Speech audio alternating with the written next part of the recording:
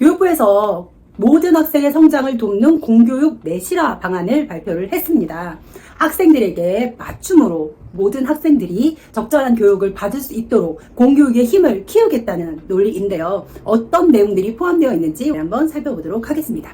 핵심을 살펴보자면 다양성과 자율성을 기반으로 해서요. 국가, 교육청, 학교가 책임지고 학생에게 맞춤 교육을 실천하겠다는 것이 취지입니다. 세 가지의 슬로건을 추진 과제로 걸었는데요. 첫 번째는 학생의 다양한 교육 선택의 기회를 주겠다는 겁니다. 두 번째는 디지털 기반 교실 수업을 진행합니다. 세 번째, 국가 책임 기초학력과 기본 인성교육을 진행합니다. 하나씩 살펴보면서 어떤 내용들이 포함되어 있는지 살펴보겠습니다. 교육은 금방 바뀌는 게 아니라 큰 그림을 그려 나가는 것이기 때문에 우리 아이가 지금 초등학생이더라도 계속해서 이 흐름에 맞춰서 교육이 이루어지거든요. 그래서 알아두시는 것이 좋습니다.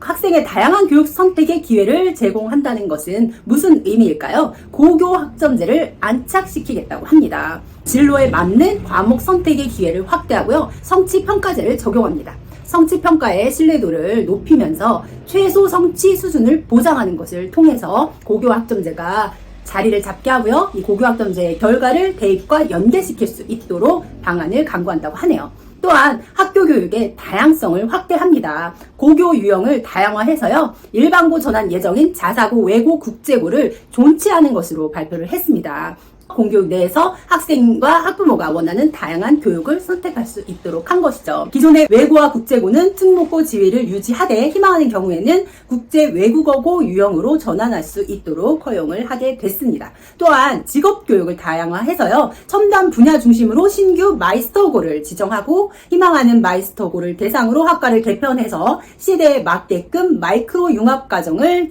운영할 수 있도록 지원한다고 하네요. 기존 마이스터고가 산업 수요에 정확하게 대응할 수 있도록 발전 지원금을 제공해서 산학협력과 교육력을 높이는 데 힘을 쓰겠다고 발표를 했습니다. 지역 주도 교육 혁신을 지원하고요. 이주 배경이 있는 학생의 교육에도 신경을 쓰겠다고 했네요. 두 번째는요. 디지털 기반 교실 수업입니다. 하이터치 하이테크라는 슬로건을 갖고 있는데요. 하이터치라는 것은 교사가 지식 전달자에서 벗어나서 학생의 학습 참여를 유도하고 사회적, 정서적 역량을 함양할 수 있도록 돕는 역할로 바뀌는 겁니다.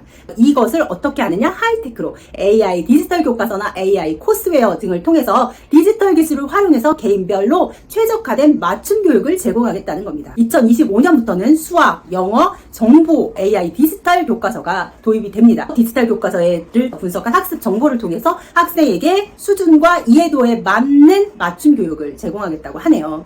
학습 분석 결과에 따라서 느린 학습자에게는 보충 학습을, 빠른 학습자에게는 심화 학습을 제공해서요. 학생의 맞춤 학습 지원이 가능하도록 하겠다는 것이 교육부의 방침입니다. 디지털 선도 학교를 추진하고요. 필요에 따라서 디지털 보조교사를 확대해서 아이들이 필요한 경우 주교사 이외에 보조교사가 학습을 돕도록 하는 거죠. 수업 평가 혁신을 추진하고요. 교원 학습 디자인 역량을 강화해서 질문하는 학교를 만들겠다고 했습니다. 단순 지식 측정이 아닌 사고력이나 문제 해결력을 높이는 것을 목표로 한다고 했는데요. 이런 아이들의 능력을 유도하기 위해서 평가를 선다형 문항을 지향하고 서술형, 논술형 평가를 더욱더 강화하겠다고 했습니다. 앞으로는 선다형 문제가 아니라 서술형, 논술형 문항만으로도 평가를 가능하도록 근거를 마련하겠다고 했습니다. 학생, 학부모에 대한 수업 정보를 제공하고요. 세계적인 수업 평가와 운영을 통해서 개별 학교의 수업 평가 운영 계획을 정보 공시에 반영하겠다고 했습니다. 2022년 개정 교육 과정이 준비가 되고 있는데 이것과 연계해서 학생 참여형 수업 및 학생 과정 중심 평가가 이루어질 수 있도록 교수 학습 및 평가 자료를 개발하고 보급하겠다고 했어요. 과정 중심 평가라는 게 우리가 흔히 알고 있는 수행 평가를 의미합니다. 수행 평가를 더 활성화하겠다는 거고요. 탐구 중심 수업의 활성화를 위해서 시도 교육청별로 IB 프로그램을 도입하고 확산하도록 지원한다고 합니다. 한국형 IB 수업평가 모델을 단계적으로 도입하는 로드맵을 마련한다고 해요. 서술형, 논술형, 글쓰기 등이 더 아이들한테 중요해지고 참여를 많이 해서 자신들이 스스로 토론하고 말을 할 수 있는 기회가 많아지는 교육이 될 것 같고요. 평가도 그런 방향으로 더더욱 바뀔 거라는 방향이 보이네요. 마지막으로는요, 국가책임 기초학력 기본 인성교육을 실시합니다. 진단평가를 전학교에 전 학생이 볼 수 있도록 마련을 해서요, 책임교육 학년제를 도입합니다. 책임교육 학년제라는 것이 초등학교 3학년과 중학교 1학년을 의미하는데요. 젠C 세대라고 해서 제너레이션 코비드 세대. 이 아이들이 교육 공백이 너무 많아서 학력이 저하되는 현상이 심해진 것을 문제로 삼았습니다. 국가가 책임지고 기초학력을 길러주겠다는 취지에서 마련이 된 것이 책임학년인데요. 책임학년제라는 것은 학생들의 학습 및 성장의 결정적인 시기인 초3과 중2를 책임교육학년으로 지정을 해서 집중적으로 지원한다는 것입니다. 초3, 읽기 쓰기 세마기를 기반으로 교과학습이 본격적으로 시작되는 시기죠. 중1은 초등교육의 기초 위에 중등교육이 시작되는 단계이기 때문입니다. 이때 학력 격차가 벌어지기 쉽기 때문에 이 두 학년의 정확한 진단을 기반으로 학습과 성장을 위한 집중 지원이 필요하다고 판단한 것입니다. 학년 초에 성취 수준을 진단하기 위한 맞춤형 학업 성취도 평가에 초3과 중1 전체 학생들이 참여할 수 있도록 지도교육청에 적극적으로 권고한다고 하네요. 중1 같은 경우는 자유학기제도 진행이 되기 때문에 진로 적성 진단도 함께 실시된다고 합니다. 이 학업 성취 수준 진단 결과를 토대로 해서요, 정규 수업 및 방과 후 AI 맞춤형 학습 관리 튜터링을 연계해서 제공한다고 합니다. 학교별로 교육과정 시수 증감을 통해서 교육과정에서 역량으로 내세우고 있는 언어, 수리, 디지털 소양을 강화하고요.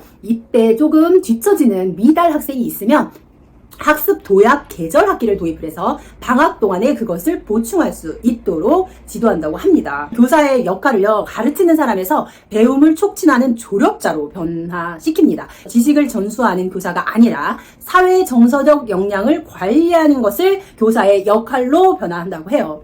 교사가 수업 혁신에 필요한 전문적 역량을 강화해서 미래교육의 혁신의 주체가 될 수 있도록 지속적 성장 지원 체제를 마련한다고 합니다.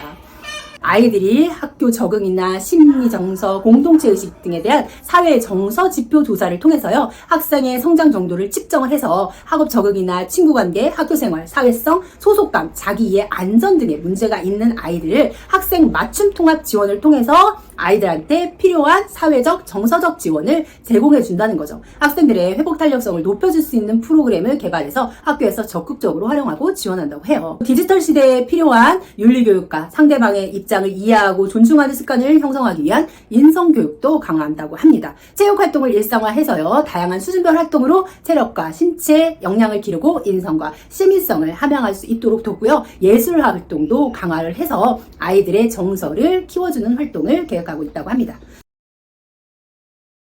자, 어때요? 이 정도면 공교육 내실화 될 것 같나요? 교육부에서 많은 고민을 해서 내실화 방안을 발표했습니다. 이것이 우리 아이들의 앞으로의 교육 방향이 될 것이니까요. 서술형, 논술형 평가가 늘어나고 과정 중심 평가가 늘어나는 그런 분위기로 가겠구나 라는 걸 생각하시면 아이들을 어떻게 준비시키면 좋을지 생각할 수 있을 것 같습니다. 아이들한테 맞춤형 교육이 이루어지면 그만큼 아이들이 더 학교 생활을 재밌게 하지 않을까라는 기대를 가져봅니다. 오늘은 공교육 내실화 방안에 대한 이야기였어요. 중학탐구생활입니다.